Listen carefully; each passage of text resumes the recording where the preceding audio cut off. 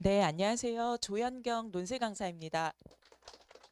네, 가지고 계신 것 중에, 네, 그 조현경이라고 제 사진 크게 나와 있는 게 이제 제 강좌 소개서이고요. 거기에 보면 이제 제 양력이라든지 이런 내용들이 좀 나와 있는데요. 그거는 지금 합격자들 나오기 전에 제작을 한 거여서 2024 대입 합격자는 지금 제가 PPT에 실어놨거든요. 그래서 그거를 가지고 말씀을 드리도록 할게요. 그 자료는 좀 잘 확인해 보시면 좋을 것 같고요.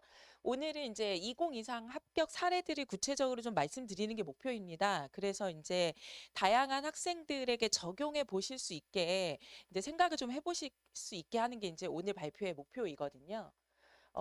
요거부터 먼저 말씀을 드릴게요. 제가 일부 학생들을 가지고 영상을 만들어서 그 논증과 추로 홈페이지에 좀 올려놨거든요. 그 유튜브 채널에요. 그래서 거기에서도 소개된 학생인데요. 서강대 사회과학 계열 최초 합한 학생입니다. 이제 여기 이 학생의 내용을 보시면 수능이 국수, 영, 탐 이 순서대로거든요. 근데 보시면 지금 1, 5, 3, 1533인 거 보이시죠? 그래서 이 학생은 국어가 1등급이었어요. 근데 원래 국어를 잘하는 학생이었어요. 이 친구는 제가 저기에 써놓은 것처럼 특목고긴 하지만 내신이 좋지 않아서 내신이 5등급 후반이거든요. 그래서 2학년 여름방학 때부터 시작을 했던 학생입니다.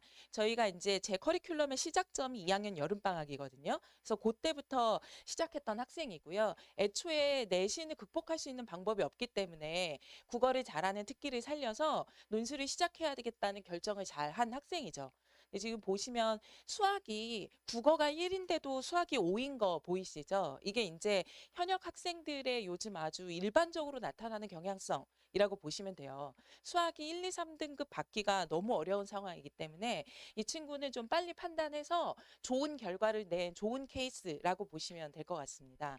근데 이제 보이시는 것처럼 서강대 사회과학 계열이 14명 뽑는 거거든요. 근데 거기에 이제 최초합을 했고, 그런데 그 밑에 제가 홍익대 자율전공은 예비 28번이라고 써놨죠. 이거를 좀 주목해서 보셔야 돼요.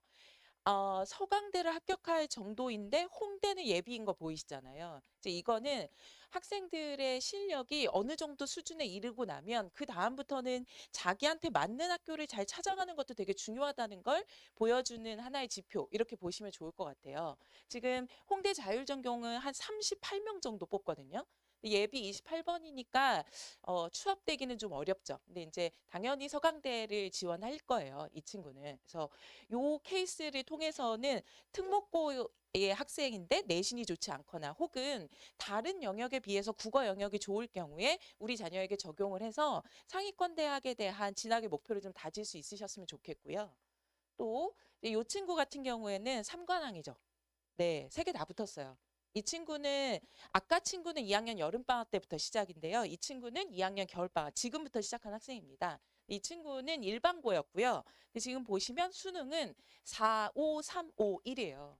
45351이면 정시로는 인설 아예 안 되죠. 수도권도 어려워요. 근데 지금 논술로는 이렇게 삼관왕 한 거 보이시죠? 그리고 저는 학생들한테 사실 이제 합격한 학생들 뭐 보내주세요 이런 얘기 못 하겠어요. 사실 이제 왜냐하면 그렇게 연락을 하게 되면 떨어진 학생들은 또 마음 아플 수 있으니까. 그래서 지금 제가 여기 보여드린 학생들은 자발적으로 연락을 준 학생들이거든요. 근데 그러면서 너무 고맙게도 후배들을 위해서 이렇게 합격 수기까지 좀 써준 학생들이거든요. 근데 그 중에서 제가 좀 소개하고 싶었던 부분에 밑줄을 그어놨었는데 여기 보면 담임 선생님 추천으로 시작하게 됐다 이렇게 얘기하고 있죠. 요즘은 학교 선생님들도 이제 내신을 보시고 이 학생이 내신과 모의고사의 격차가 좀 있고 그리고 논술로 좀 가능성이 있다라고 생각되면 많이들 추천을 해주시거든요. 그래서 이 친구도 담임 선생님이 적절한 시기에 적절하게 조언을 해주셔서 지금 시기에 시작해서 삼관왕을 한 학생입니다. 이 친구는 이제 외대 행정학과로 지원을 하겠다고 얘기를 했거든요. 근데 지금 보시면 이 친구 역시도 수학이 5등급인 거 보이시죠?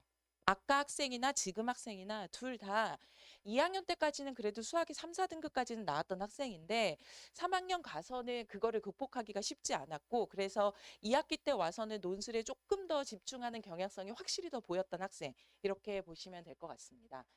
또 요 학생 같은 경우에는 이제 재수생이에요. 아까 첫 번째 학생은 특목고 고3 학생, 두 번째 학생은 일반고 고3 학생이었다면 지금 요 학생은 이제 재수생이었는데요.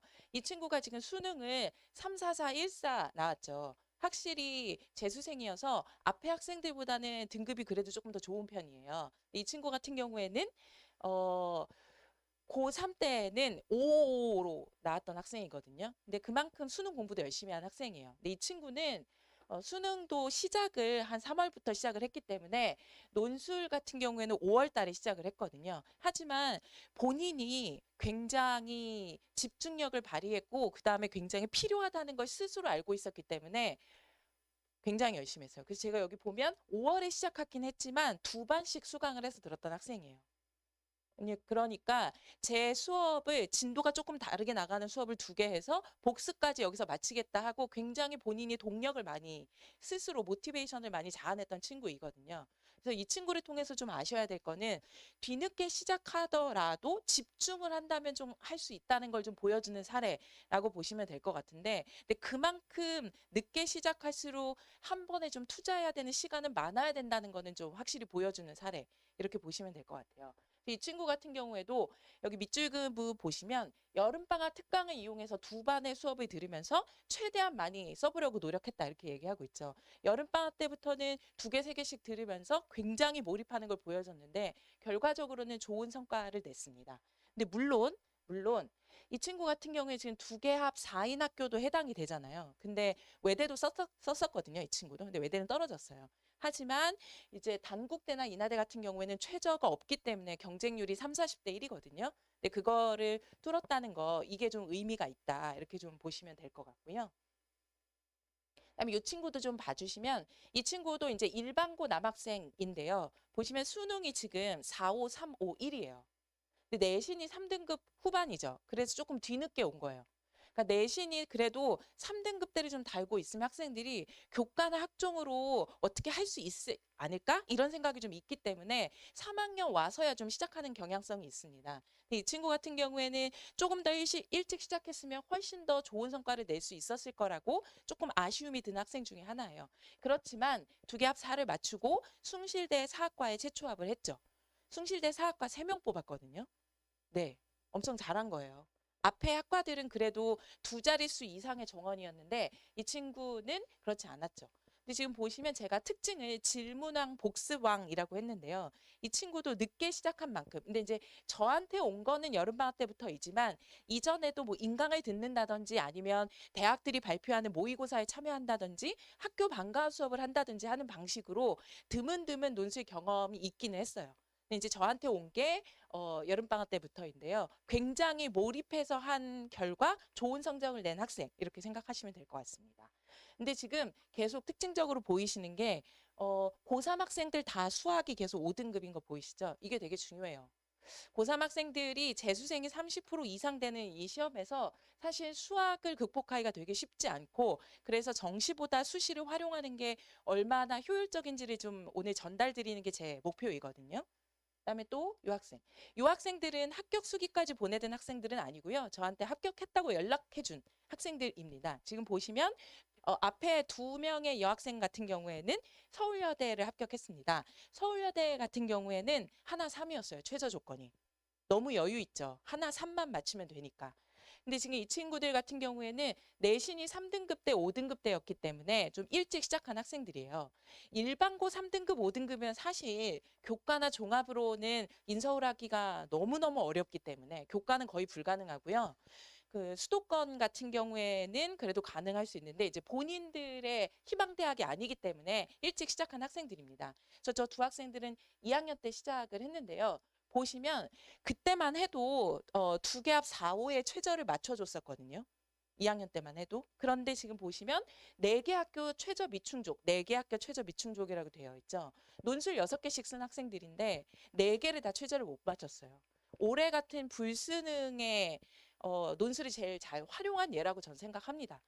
이렇게까지 어렵게 나올 줄은 몰랐잖아요. 올해 수능이. 그래서 원서를 작성할 때 보통 상향 2개, 적정 2개, 안정 2개 이런 식으로 넣거든요. 근데 결국 상향이랑 적정이라고 생각됐던 6월이랑 9월 모의고사 기준으로 그 학교들은 다 최저 광탈 이었고요. 안정이라고 생각했던 학교들에서 이제 합격을 한 거죠. 그래서 이제 논술이 이렇게 등급대별로 다양하게 쓸 수 있다는 거를 좀 환기시키기 위한 좋은 예라고 생각을 하고요. 세 번째 학생 같은 경우에는 이제 이대 경제학과. 이 친구는 원래 정시 중심으로 진행을 했던 학생이에요. 그래서 논술은 준비하기는 했지만 크게 이걸로 합격하겠다라는 생각이라기보다는 보험으로 해야지라는 생각으로 앞에 학생들보다는 열심히 하는 정도는 조금 떨어졌던 학생이에요. 그렇지만 장점은 수학을 잘하는 학생이었어요. 애초에 정시 파이터를 꿈꾼다는 거는 수학이 2등급 안에 드는 경험이 누적된 학생들이 사실 가능하거든요. 이 친구는 모든 영역이 다 1, 2, 1, 2 나오던 학생이었는데 올해 불수능에서는 그렇지 않았죠. 그래서 국어가 3이 나와버렸어요. 원래 다 1, 2, 1, 2, 영역별로 다 1, 2, 1, 2 나오던 학생이었는데. 그래서 국어가 3이 나오고 그래도 다행히 다른 영역들은 2가 나왔기 때문에 지금 3합 6을 맞췄죠. 그래서 이 친구는 사실 논술 준비를 그래도 보험으로 미리 조금씩 해놨다는 점과 그다음에 수학을 잘한다는 걸 활용해서 수리 논술이 반영되는 경제학과에 지원해가지고 합격했다는 점. 이게 이제 이 친구가 논술을 잘 활용한 지점 이렇게 보시면 될 것 같고요. 그다음에 이제 마지막 학생 보시면 이 친구 같은 경우에는 제가 그래서 합격 연락이 왔길래 수능 어떻게 봤니라고 얘기했더니 여기 공개 불가라고 써 있는 거 보이죠? 선생님 절대 말할 수 없습니다 이렇게 얘기한 학생이에요. 후배들을 위해서 공개해주면 안 되겠니? 설명회 때 좀 설명해주면 좋을 것 같은데라고 얘기했더니 절대 안 된다고. 그만큼 만족스럽지 않은 등급이 나왔겠죠 올해. 근데 단국대 같은 경우에는 최저 조건이 없습니다. 네, 그래서 잘 활용한 학생인 거죠. 근데 단국대 경영 같은 경우에를 정시에 가려고 하면 상위 16%, 17%는 돼야 됩니다. 그렇게 되면 사실 3, 3, 2, 2는 돼야 되거든요. 등급으로 말씀드리면 그거를 생각하면 굉장히 논술 전형을 잘 활용한 좋은 예 이렇게 보시면 될 것 같아요. 그래서 이런 사례들을 많이 좀 접해 보셔야 일반론으로 얘기했을 때 와닿지 않았던 논술의 활용성을 좀 더 생각해 보실 수 있지 않을까. 그래서 이런 사례 분석을 통해서 우리가 좀 어, 논술 전형에 대한 생각을 정립해 봐야 될 거는 제가 봤을 때 이렇게 한 6가지 정도인 것 같습니다. 등급대에 따라서 내신에 따라서 모의고사 역량에 따라서 다르게 활용하셔야 돼요. 우선 첫 번째는 내신과 모의고사 차이가 큰 학생. 수능으로는 좀 상위권이라고 볼 수 있는 학생들이라고 생각하시면 돼요. 이런 학생들은 논술로 명문대 진학을 도모하기 위한 방법론을 생각하시면 됩니다. 그다음에 이제 두 번째, 현재 모의고사 등급이 수학이 4등급 이하인 학생들. 현재 4등급 이하면 이하는 4등급도 포함하는 거잖아요. 그러니까 4, 5, 6 정도 해당되는 학생들. 제가 좀 단호하게 말씀드릴 수 있는데 3학년 6월 이후에 1, 2, 3이 나올 가능성은 거의 제로에 가깝다고 생각해요. 제가 통합 수능이 시작된 3, 4년을 계속 우리 학생들이 추적 관찰해 본 결과입니다. 그래서 이제 그럴 경우에는 빨리 판단하시는 게 좋습니다. 수학을 한 등급 향상하려고 하면 사실 순공 시간이 하루에 6시간은 돼야 돼요. 그렇게 해서 일주일에 2, 3시간씩. 근데 순공 시간 6시간은 건강을 해치는 시간이에요. 그래서 저는 권장하지 않아요. 효율적이지도 않고. 그래서 빨리 판단하셔야 되는 것의 기준은 저는 수학으로 많이 말씀을 드립니다. 그래서 요 두 번째. 그래서 수학이 4등급 이하라고 하면 사실 논술로 희망대학 진학을 하는 것을 생각하셔야 된다. 그다음에 또 세 번째는 일반고 내신 평균 3.5 이하 학생. 요 학생들은 논술로 인서울을 진학하셔야 됩니다. 교과 전형은 3자를 달기 시작하면 이미 인서울은 불가능하고요. 그리고 종합 전형 같은 경우에는 생기부에서 아주 특출난 무언가가 있지 않는 한 사실 3.5부터는 인서울이 불가능합니다. 그렇게 보시면 돼요. 그래서 교과나 종합을 다 통합해서 제가 일반고 3.5라고 얘기를 했고요. 특목고의 경우에는 학교의 이전의 어떤 상황에 따라 조금 다르긴 합니다. 왜냐하면 뭐 하나고나 이런 경우에는 사실 뭐 4등급이어도 가능하지만 또 뭐 서울외고라든지 아니면 이렇게 똑같은 외고이긴 하나 외고마다 좀 차이가 있거든요. 이런 경우에는 4자만 달기 시작해도 인서울이 불가능하고 이렇게 학교별로 좀 차이가 있거든요.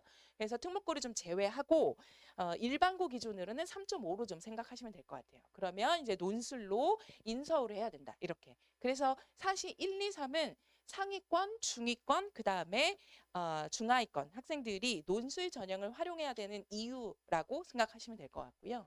그다음에 이제 네 번째, 교과나 학종은 2년 6개월을 준비한 결과예요.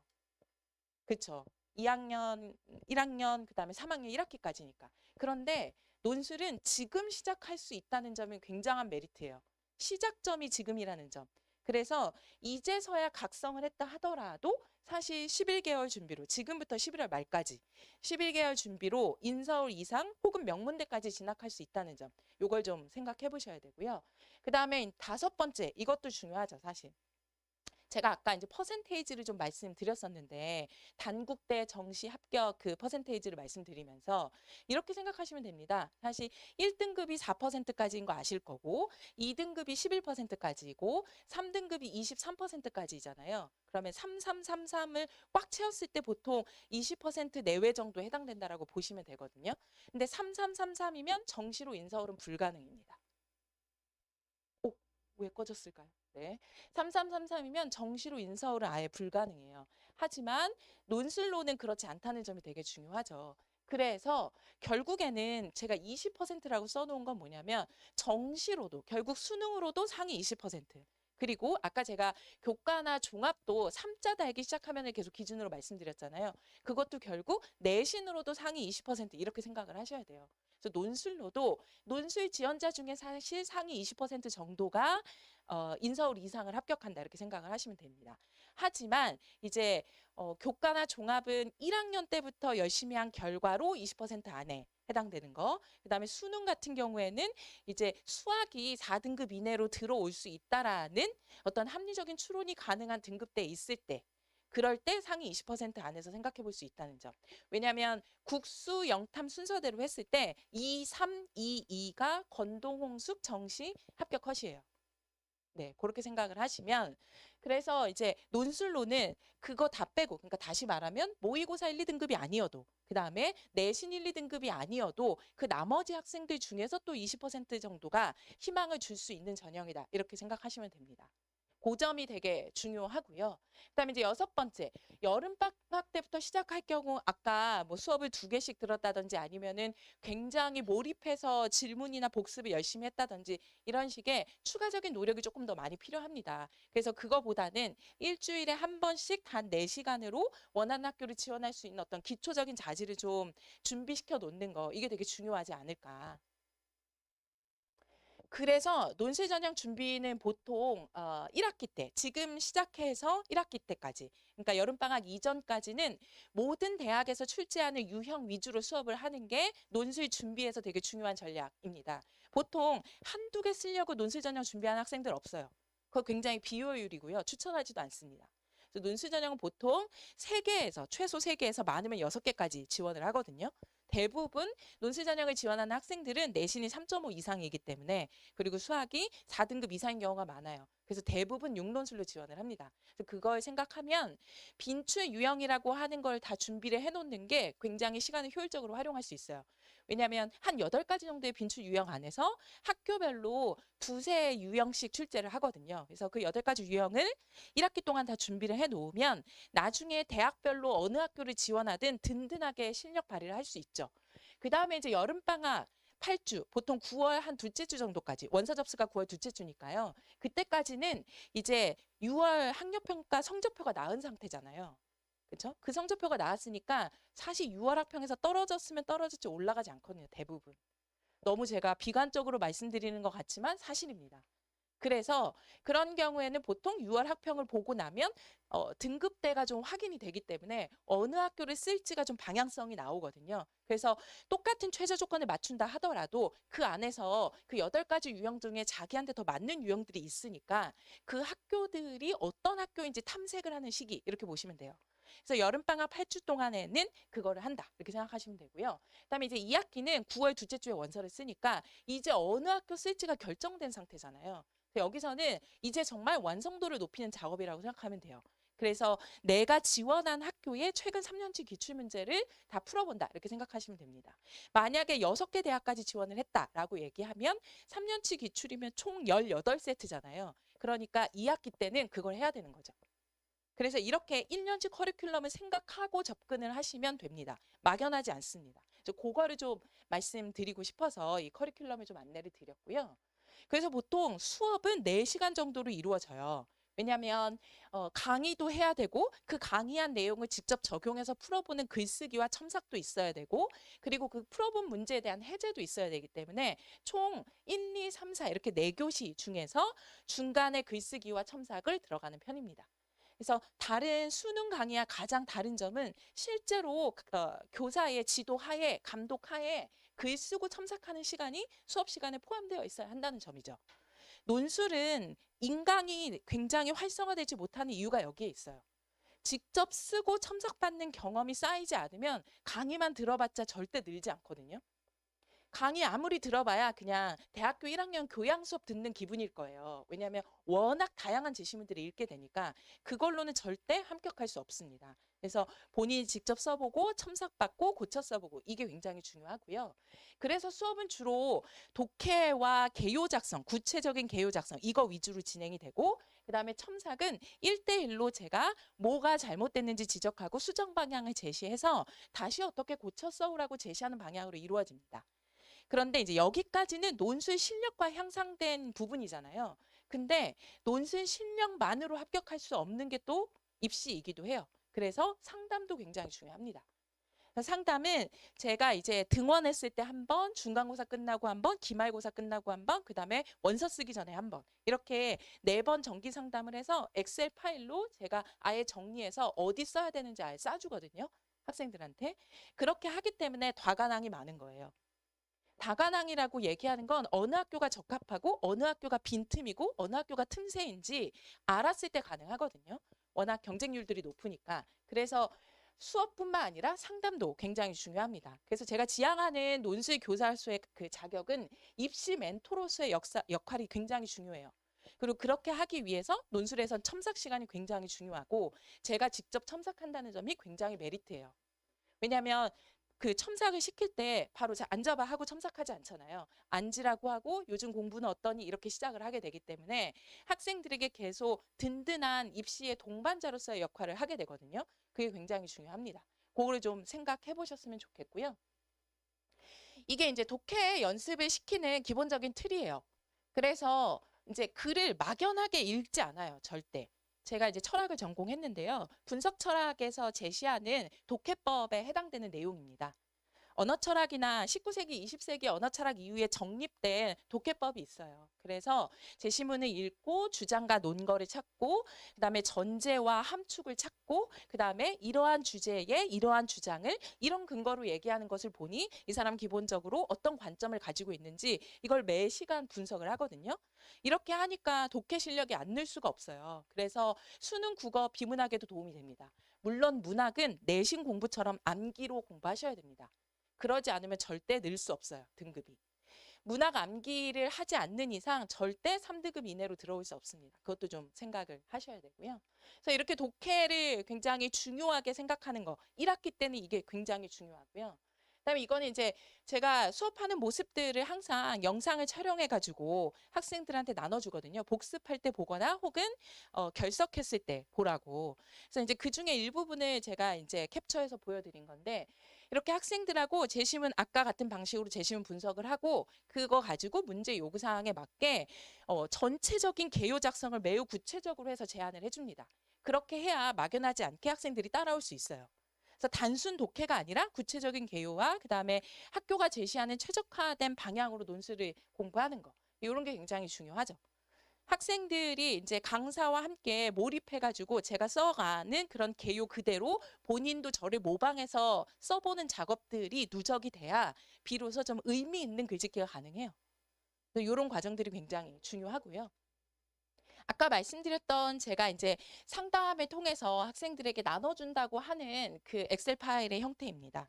그래서 보시면 계속 그동안의 모의고사 영역별로 등급을 어떻게 받았는지 이 정도 등급되면 정시로 어느 정도 합격할 수 있는지 그리고 논술 실력은 어느 정도 점수인지 저희가 계속 점수로 해서 그 M 스위치에다 올려서 정리를 해놓거든요. 그래서 모의고사 등급과 정시의 지원 가능성, 그다음에 논술 실력을 고려해가지고 6개 대학 학과 전형을 이제 제안을 해주죠.